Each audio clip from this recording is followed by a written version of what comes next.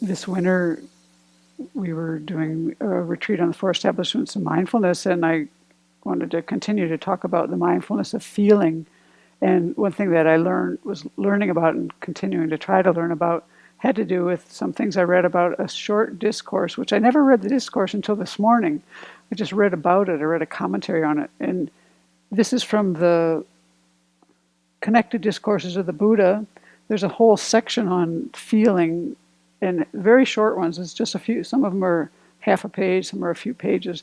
This one is in this book is called The Dart. It's also called The Spike.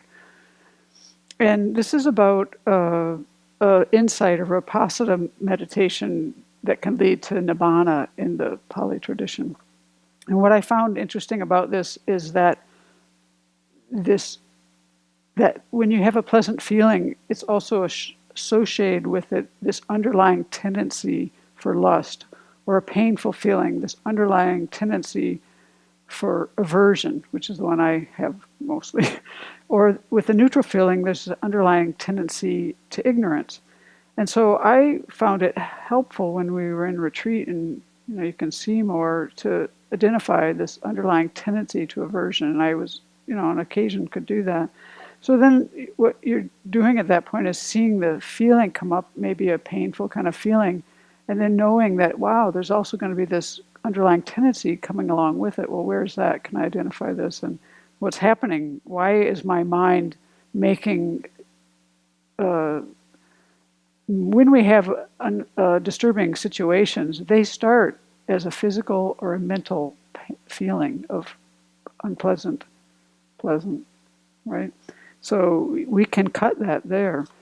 So when these feelings arise, we also can be aware that these underlying tendencies are going to arise too, or proclivities, you might say. And so we want to try to contemplate both the feelings and recognize these underlying tendencies with mindfulness and introspective awareness, or clear comprehension, however you want to translate that. So why do we do this? Because if you can start to identify these underlying tendencies as well as the feelings with a real deep understanding of Vipassana type meditation in this Pali system, you can actually free yourself from all fetters and reach nibbana or nirvana. So then they lead us to think about, when you think about feelings, what Venerable taught this as well, maybe not exactly the same words, but what were the causes of the feeling, what caused the feelings to cease. They also talk about the enjoyment of feeling, the disenchantment, and the escape, and those are things that are explained in the Pali Canon. I'm not going to go into that part, but I just want to make you aware of what to listen for in this short sutra by the Buddha. It's called The Dart.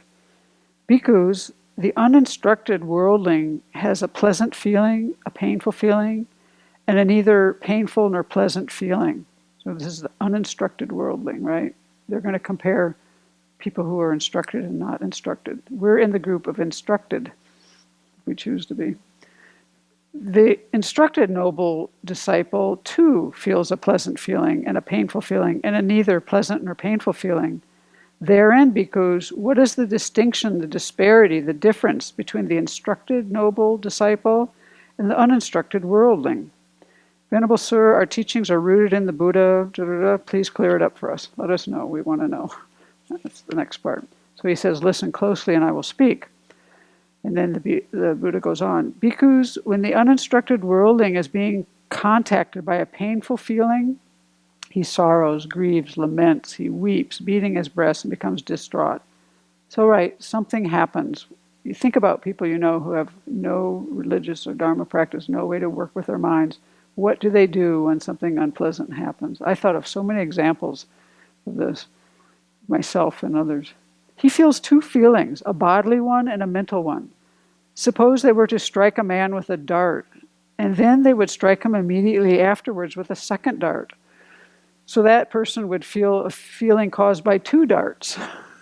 And in the commentary I was reading, there were 3 permutations of how you get 3 darts.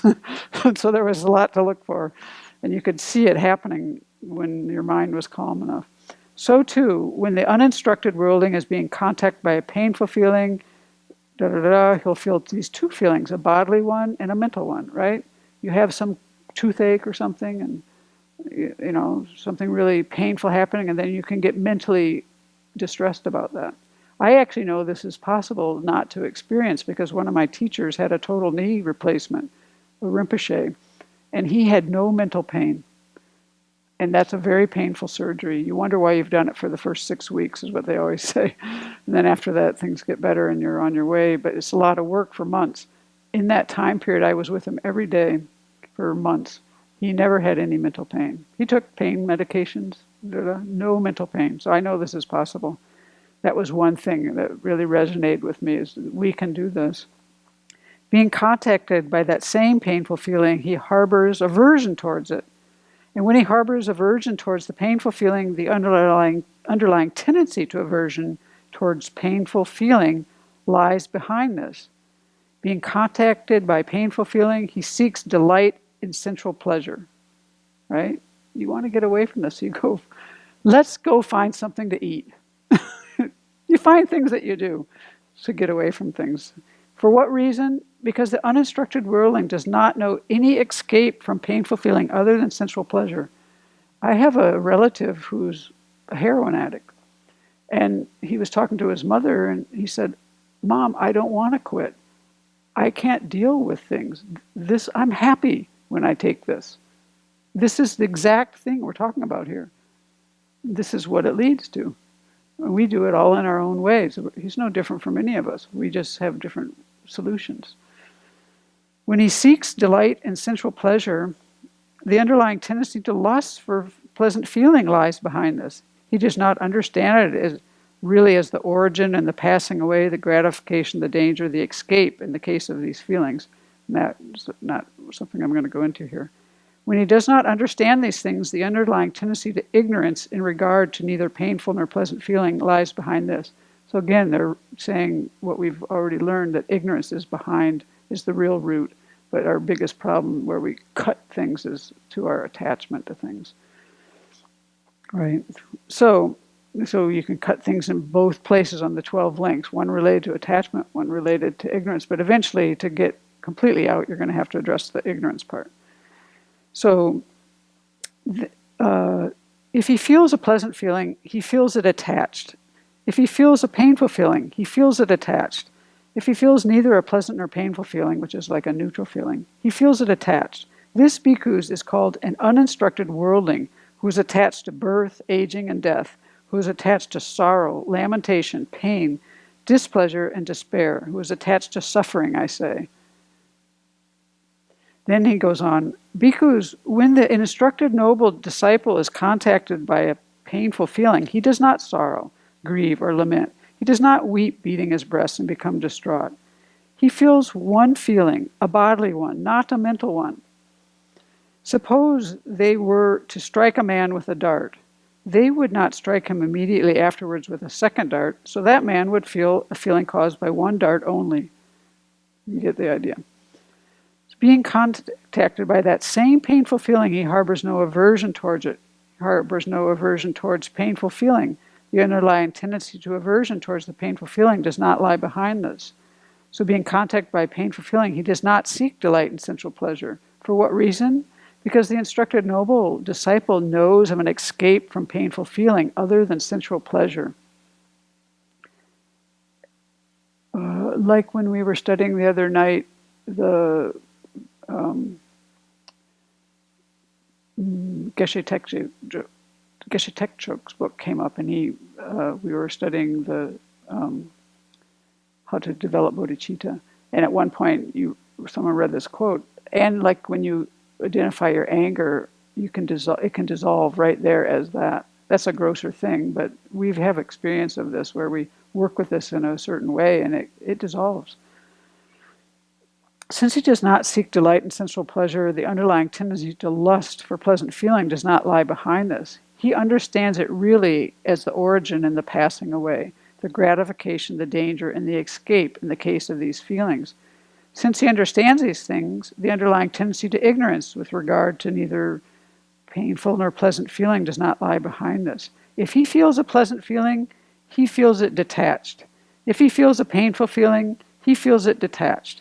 If he feels a neither pleasant nor painful feeling, he feels it detached. This bhikkhu is called a noble disciple who is detached from birth, aging, and death, who is detached from sorrow, lamentation, pain, displeasure, and despair, who is detached from suffering, I say. And then it goes on, but I think there's only one more paragraph, and it's a restatement, pretty much. So, I found this and some stories associated with really, really helpful in that this meditation can include ways to work with physical pain, actually where you actually can get rid of physical pain. There's a fantastic story associated with this where a bhikkhu had all this money. He became a bhikkhu. He gave his money to his brother and his wife, and his brother's wife. And then the wife, always the woman, right? The bad character. The wife was worried that this guy might disrobe and take his money back, and it was a lot of money. It's like being like a millionaire, billionaire, and you give your money away. So they decided to get rid of this guy. And so it's always 500 bandits, They're going to kill this guy. So the monk's off meditating in the woods, and the bandits surround him, 500 bandits, and he says, please don't kill me. Give me one day or one night, whatever it was. I want to meditate. Because he still had this tendency to lust. He wasn't an arhat, but he was a good practitioner. So they said, well, hey. And he says, well, look at. He takes a rock. He breaks one ankle and he breaks the other ankle. And he says, leave me be. I'm not going anywhere, right? And so they leave him for the night, and he becomes an arhat. But in that time, they describe what he did. And what he did was he looked at his practice and he realized, I'd lived a virtuous life.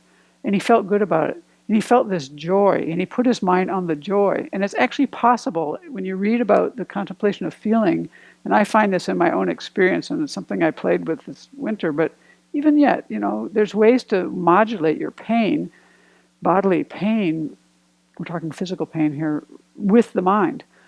And this is what this person did. And so he meditated on the joy and so he didn't actually experience the pain anymore because he had a very strong practice. And then he went on and did all the meditations he needed to do and became an arhat. And then they never say what happened to him after that.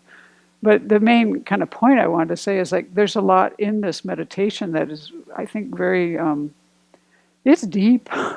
It's going to be lifetimes, but there's a lot there that we can access even now. To think about our experience, I just find it fascinating to think about our experience. Even when I put myself in a hell realm yesterday, I now can go back, look at these events, situations, watch where did I really start with this displeasure feeling? Where did that start? And you can actually, I can't do it as well now that we're out of retreat, but sometimes I've been able to. But in retreat, it was much easier, and you can go back to that, and then you can actually dissolve that, and it helps it so that you're not then perseverating, having to work these things out. You've kind of, this came up for me, I react. You take complete ownership from the start, from the moment of contact to feeling. I think we have that capability. That's what the Buddha is saying. And then we also can work with different kinds of pain. Obviously, you can have physical pain and not have mental pain. That's quite clear. So don't make yourself 3 darts when you only need 1.